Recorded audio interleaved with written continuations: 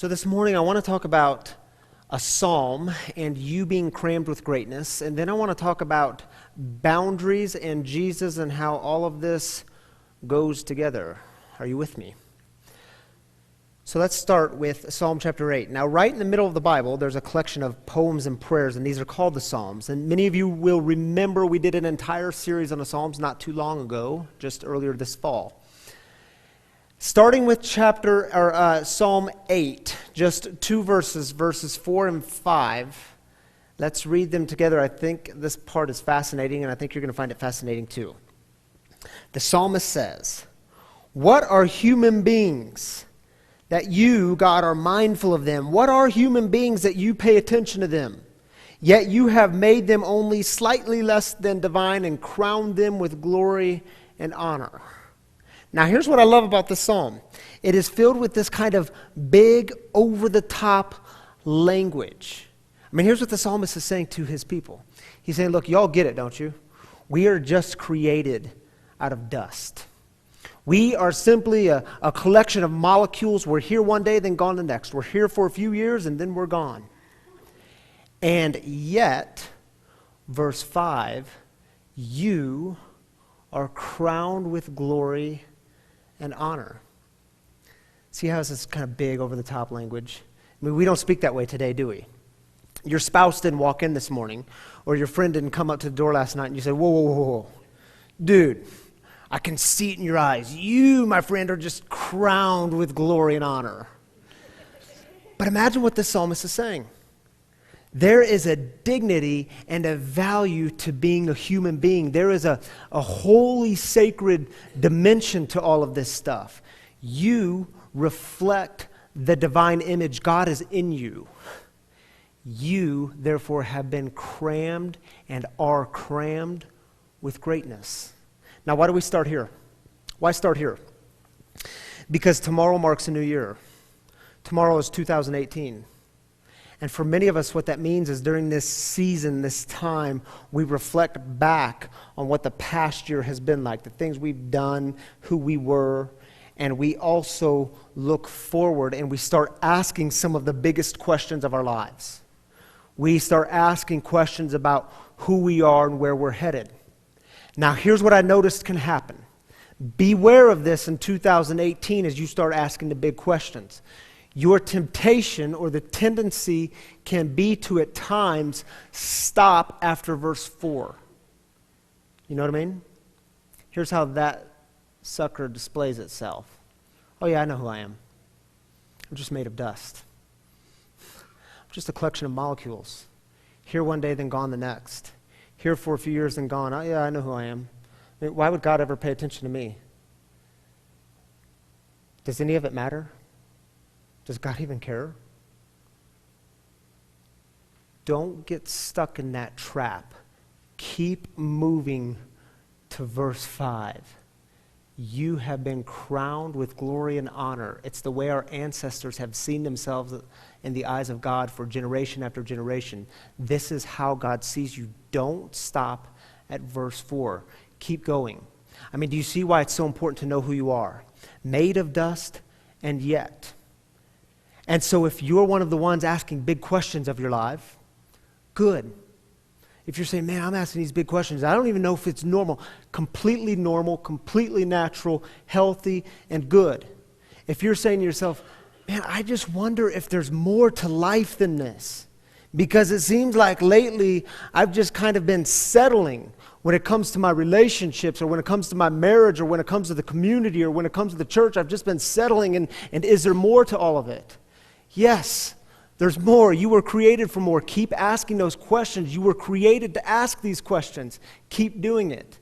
If you have a deep desire in your life to do something meaningful with your life, if you have a deep desire to make an impact in the world, and you're sitting thinking to yourself, man, I just don't know if this is normal. Should I be asking this kind of question?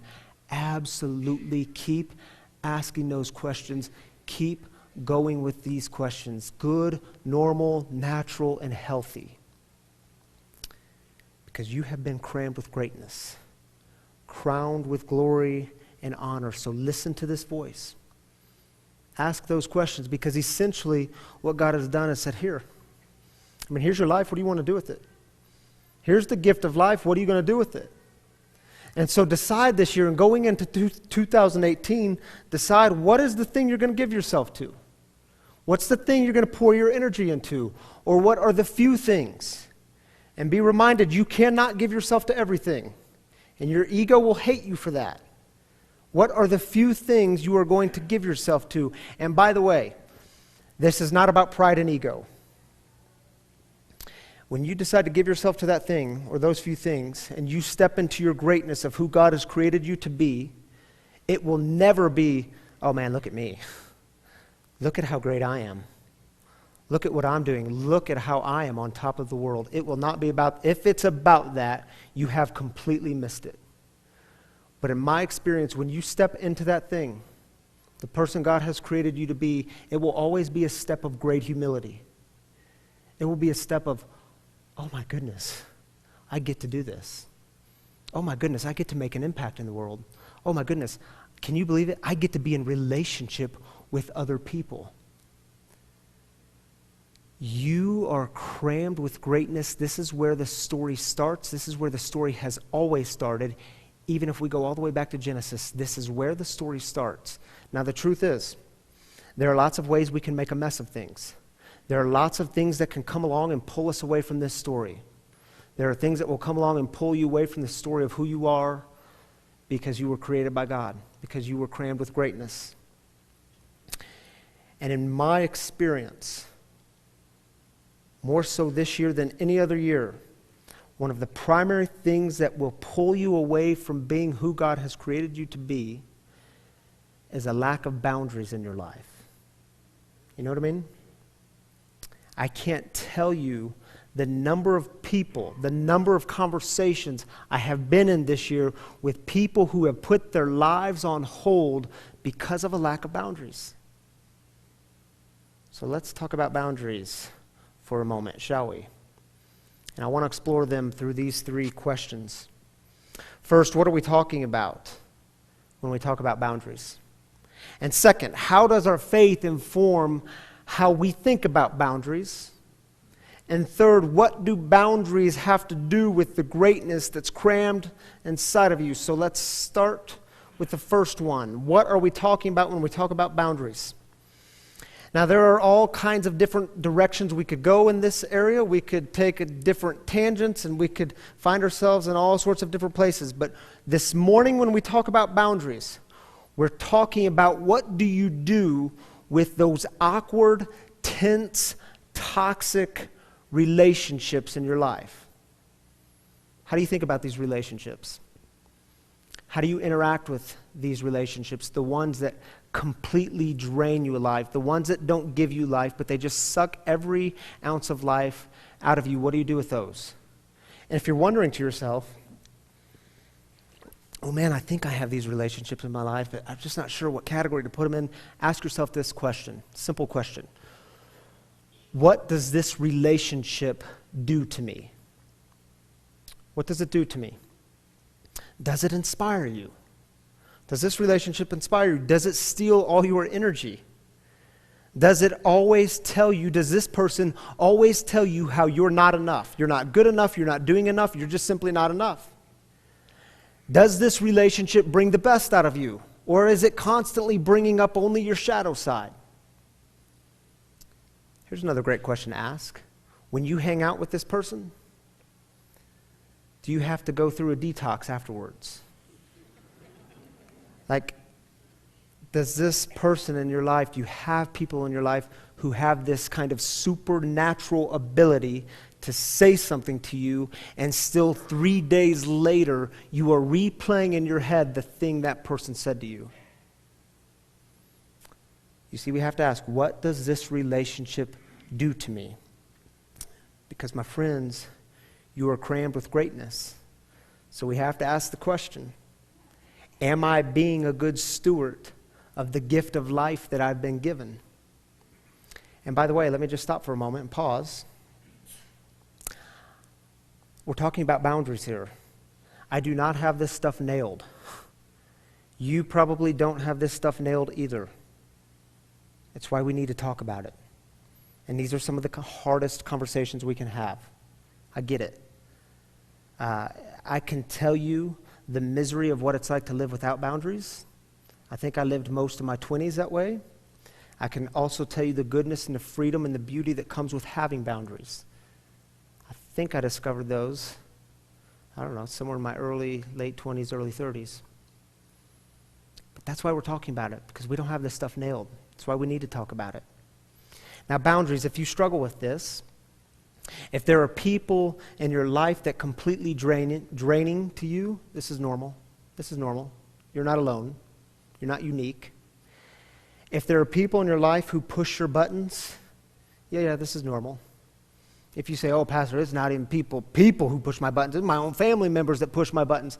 Yeah, this is normal. They're the ones who installed those buttons. Completely normal. I want to mention to you a resource that you might find helpful. It's a book. This is a classic in the field. It's a book called Boundaries. This that I'm holding is the old version, written in 1992 by Dr. Henry Cloud and Dr. John Townsend. They revised the version, and that's the new cover, but it goes by that clever title, Boundaries. It is simple, it is plain, it is just good stuff in here. In fact, after the service, if you want to flip through these pages, you're welcome to do so, but I highly recommend it. And some of the opening pages of this book, they say these words: any confusion of responsibility and ownership in our lives is a problem of boundaries. Just as homeowners set physical property lines around their land, we need to set mental, physical, emotional, and spiritual boundaries of our lives to help us distinguish what is our responsibility and what isn't. I mean, you see what boundaries are? They help us distinguish what's ours and what isn't. The stuff you need to carry and the stuff you shouldn't be carrying. So when we talk about boundaries, we're asking the question of what do we do with those toxic relationships in our lives? Shall we move on? Question 2. How does our faith inform how we think about boundaries? So let me remind you, creating firm boundaries in your life is a spiritual project. Having these firm boundaries in the relationships that drain us helps us to be better stewards of the gift we've been given. Now, when you read through the Gospels, you will notice that Jesus was always about relationships. But this same Jesus also had incredibly strong boundaries. And so I want to look at a short story with you for just a moment. Luke chapter 4, verses 42 through 44. And here's the backstory to what's happening here. Jesus has been teaching and healing and talking about this thing called the kingdom of God. And he's been proclaiming good news and he's been giving people new life. And then we get these couple of lines. Check it out. At daybreak, he departed and went into a deserted place. And the crowds were looking for him. And when they reached him, they wanted to prevent him from leaving them. But he said to them, I must proclaim the good news of the kingdom of God to the other cities also, for I was sent for this purpose. Now, it's kind of a fascinating story, isn't it? Here Jesus is spreading this good news, loving people, talking about this thing called the kingdom of God, living into it, and he goes to find a quiet place, and he does so, but the crowd follows him, and what do they say? No, Jesus, you can't leave us. No way, you can't leave us. It would be wrong for you to leave us. But the thing is, Jesus has already said yes to his story, his purpose, his mission. He is moving on. Why? Because Jesus has boundaries. These stories are found all over the Gospels. Do you remember the story found in Luke chapter 12? Jesus is found among a crowd of people, and someone in the crowd shouts out and says, hey, teacher, tell my brother to give me my share of the family inheritance. And do you remember what Jesus says? Dude, who appointed me judge over you? In other words, don't pull me into your mess. That is not mine to carry. That is yours to carry. You figure it out. Don't pull me into your mess. Another story. Do you remember Matthew chapter 16? When Jesus is talking to his disciples. And he says, look, you all need to go out to all these towns and cities and villages. And you need to proclaim the good news. You need to be with the people. You need to participate in their healing. And then Jesus says this, if you go to that village and they refuse to welcome you, Remember what he says? Shake the dust from your feet and keep on moving. Oh man, Jesus was so mean. It was like he didn't have a heart. No. Jesus had boundaries. And sometimes those boundaries will come. They will have to be set up even with the people you love the most. Remember the story in Matthew chapter 16? Jesus is hanging out with his disciples, the ones he loves the most, his best friends, the ones who have been traveling with him for the past 3 years. And he says to them, look, I have to go into Jerusalem. And we all know how the Roman Empire functions, and things may not turn out well. You all know about this Roman execution stake called a cross, and things may not end well.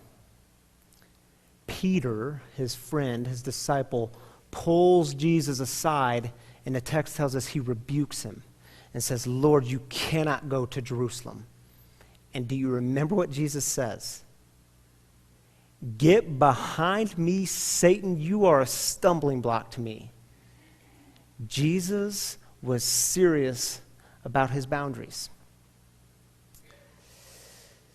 Let's move to that third question. What do the boundaries have to do with the greatness that's crammed inside of you? Let's ask this question. You want to be healthy this year? You want to be healthy? Then get serious about setting up some firm boundaries in your life. Get serious about setting up those boundaries with the relationships that are preventing you from being who God has created you to be. And I get it. Anytime we set up those kind of firm boundaries, we have that thing, that voice that plays in the back of our head, and we say, man, I don't want to be mean, and if I set up this boundary, that person is going to think I'm mean, and I just don't want to be mean. And here's the thing, it's not about you being mean, it's about you being healthy, and it's about you knowing who you are. Crammed with greatness, crowned with glory and honor, this is who you are. You see, when it comes to being around this person, you know the person who's constantly making snide remarks, the person who is constantly tearing you down, the person who is constantly making those passive-aggressive comments, the person who's constantly making you feel worse about yourself in all the wrong ways. Ask yourself this question: how long can I be around this person before I start to lose myself? And you know what I mean by that? How long can I be around this person before I start to lose my true self, the one God created me to be? When I start misbehaving, or when I start buying into their poor behavior. How long can I hang around them without losing myself? And so when it comes to these people in your lives, when it comes to these toxic relationships, set up firm boundaries, set time limits. If you have to go to that family reunion or that gathering or that friend's house, set up time limits. Set them and stick to them. It may be, look, I can go, but I'm going to stay an hour and then I'm out of there. Maybe it's 30 minutes. I'm going to go and I'm going to stay 30 minutes and then I'm out. For some of you, it will be, look, I'm going to go for 5 minutes. I'm going to be seen. I'm going to make an appearance. And then I'm out of here because this is about me being healthy. And when I'm healthy, others around me tend to be healthy too. A great example of this. Many of you know that for a long time I had a very toxic relationship with alcohol. And early in my sobriety, I had to set up boundaries. I had to. This thing was toxic. I had to have boundaries in my life of even when I could be around it. This was suggested to me. So thank God I had a wife, Tammy, who was very supportive of me in this. And when it was time to go to that gathering or that celebration and there was going to be booze, it was a game plan. I didn't go in there without a game plan. I had to say, you know what? We can go and I can only stay an hour. Even if things are going well, because you don't wait till you get in trouble. You go in with a game plan because you know trouble is just on the other side. Or look, we can go and I can only stay 30 minutes, and then I'm out of there. Set up boundaries. Get serious about these boundaries. And here's the thing. I hear people say this all the time. They'll say, man, I guess I'm just supposed to take it in this relationship. I guess I'm just supposed to take it because I'm the mom, or I'm the dad, or I'm the sibling, or I'm his best friend. I'm the only friend he has, so I guess I'm just supposed to take it, and I guess it's just my cross to bear. No, it isn't. No, it isn't. Don't buy into that lie. That's a lie. You are not crowned with shame and guilt. You have been crowned with glory and honor. Live into that.